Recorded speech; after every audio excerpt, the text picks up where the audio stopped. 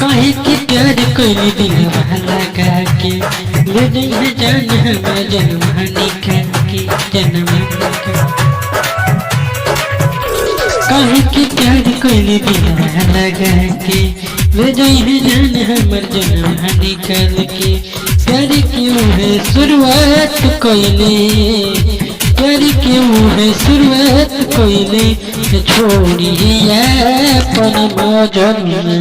आज दूसरा के जान भइले छोड़िया अपन मौजन आज दूसरा के जान भइले छोड़िया अपन मौजन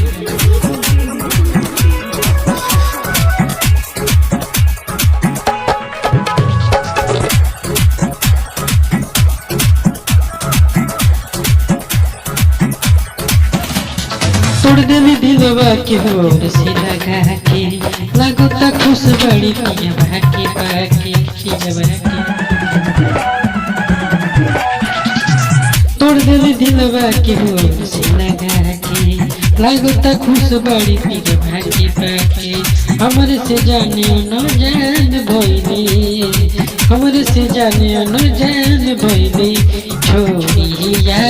अपन मौजन आज दूसरा के जान भइले छोड़िया अपन मौजन आज दूसरा के जान भइले छोड़िया अपन मौजन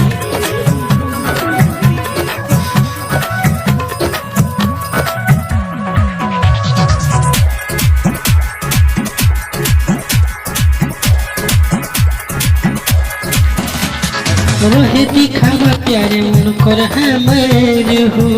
होते बिहान चल जाए ससुराल रोहे दिखावा प्यारे उनकर हमार हो